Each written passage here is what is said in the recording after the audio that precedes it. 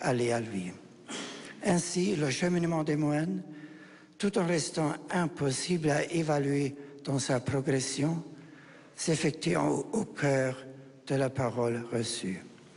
La quête des moines comprend déjà en soi une certaine mesure, sa résolution.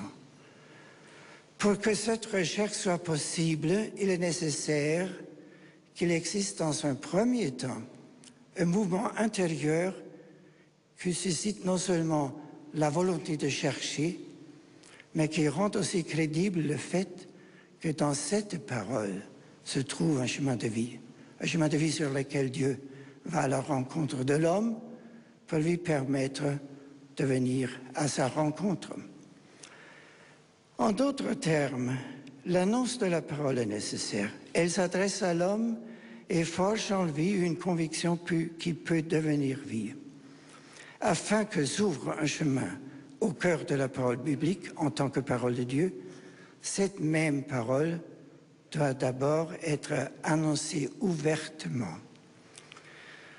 L'expression classique de la nécessité pour la foi chrétienne de se rendre communicable aux autres se résume dans une phrase de la première lettre de Pierre que la théologie médiévale regardait comme le fondement biblique du travail des théologiens. Dit cette lettre, vous devez toujours être prêt à vous expliquer devant tous ceux qui demandent de rendre compte de l'expérience qui est en vous. Le logos, la raison de l'espérance, doit devenir apologie, réponse. De fait, les chrétiens de l'Église naissante ne considéraient pas leur annonce missionnaire comme une propagande qui devait servir à augmenter l'importance de leur groupe, mais comme une nécessité intrinsèque dérivée de la nature de leur foi. Le Dieu en qui ils croyaient était le Dieu de tous, le Dieu un et vrai, qui s'était fait connaître au cours de l'histoire d'Israël et finalement à travers son Fils, apportant ainsi la réponse qui concernait tous les hommes et qu'au plus profond d'eux-mêmes, tous s'attendent. L'universalité de Dieu et l'universalité de la raison ouverte à lui constituaient pour eux la motivation et à la fois le devoir de l'annonce. Pour eux, la foi ne dépendait pas des habitudes culturelles, qui sont diverses sont le peuple, mais relevait du domaine de la vérité qui concerne de manière égale tous les hommes. Le schéma fondamental de l'annonce chrétienne ad extra aux hommes qui, par leur questionnement, sont en recherche, se dessine dans le discours de saint Paul à l'Aréopage. N'oublions pas qu'à cette époque, l'Aréopage n'était pas une sorte d'académie où les esprits les plus savants se rencontraient pour discuter sur les sujets les plus élevés, mais un tribunal qui était compétent en matière de religion et devait s'opposer à l'intrusion de religions étrangères. Et c'est précisément ce dont on accuse Paul. On dirait un prêcheur de divinité étrangère.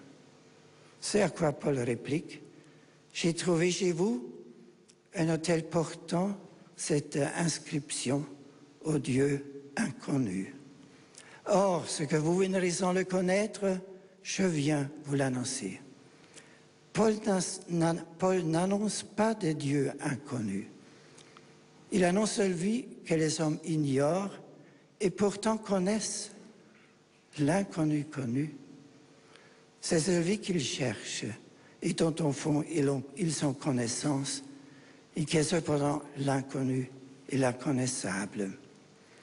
Au plus profond, la pensée et les sentiments humains savent de quelque manière que Dieu doit exister et qu'à l'origine de toute chose, il doit avoir non pas l'irrationalité, mais la raison créatrice, non pas le hasard aveugle, mais la liberté.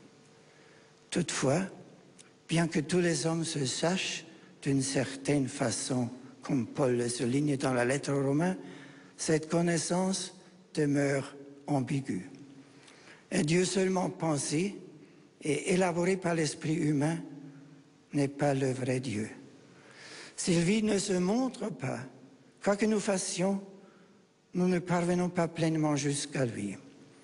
La nouveauté de l'annonce chrétienne, c'est la possibilité de dire maintenant à tous les peuples, il s'est montré, lui personnellement. Et à présent, le chemin qui mène à lui est ouvert. La nouveauté de l'annonce chrétienne ne réside pas dans une pensée, mais dans un fait. Dieu s'est révélé.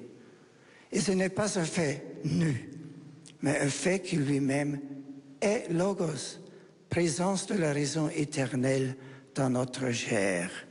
Verbum caro factum est, il en est vraiment ainsi en réalité, à présent le Logos, et là, le Logos présent au milieu de nous. C'est un fait, mais un fait rationnel. Cependant, l'humilité de la raison sera toujours nécessaire pour pouvoir l'accueillir. Il faut l'humilité de l'homme pour répondre à l'humilité de Dieu.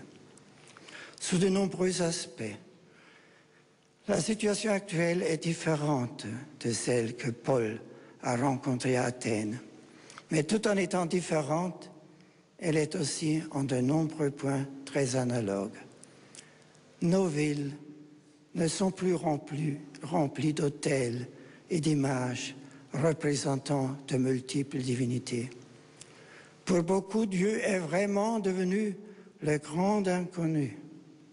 Et malgré tout, comme jadis, derrière les nombreuses représentations de Dieu, était cachée et présente la question du Dieu inconnu. De même, aujourd'hui, l'actuelle absence de Dieu est aussi tacitement hantée par la question qui le concerne. Quaere Deum, chercher Dieu et se laisser trouver par lui. Cela n'est pas moins nécessaire aujourd'hui que par le passé. Une culture purement positiviste qui renverrait dans le domaine subjectif comme non scientifique la question concernant Dieu serait la capitulation de la raison. Le renoncement à ses possibilités les plus élevées est donc un échec de l'humanisme dont les conséquences ne pourraient être que graves.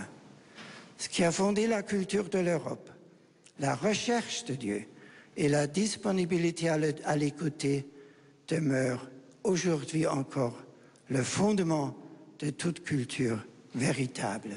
Merci beaucoup.